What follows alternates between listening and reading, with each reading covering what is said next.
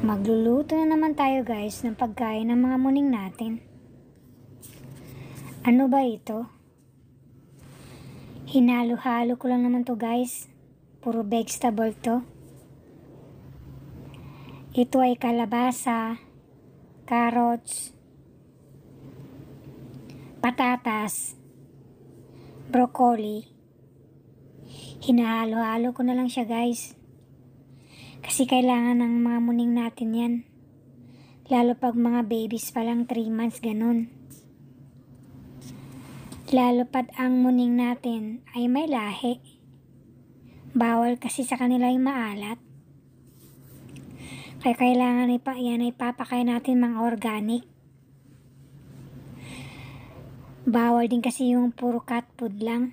Kailangan may vegetable para maganda yung tahi nila. At nilagyan ko rin pala yan ng kalabasa. Sa may mga alaga dyan, animal lover. Gayahin nyo na lang to guys.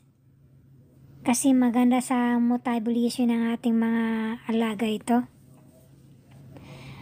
Bili ka na rin ng blender. Kasi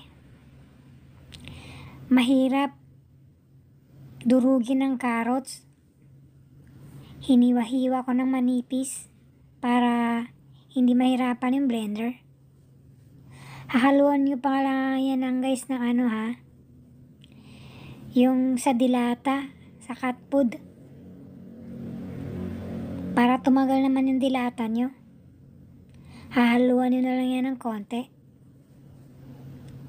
Ayan, hinaluan ko na siya guys.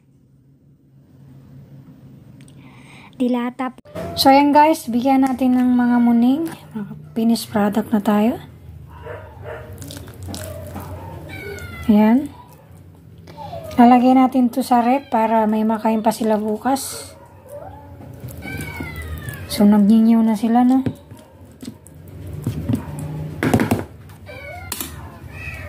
So ayan, bibigyan natin sa kanila yan. So ilalagay natin yan sa ref. Ayan, papakainin natin sila. Nakita nyo? Gustong-gusto ng mga muning yan. Hindi na ngayon sila kumakain ng kanin. Puro yan na lang pinapakain ko mga vegetable. Dito lang ating video guys. Thank you for watching.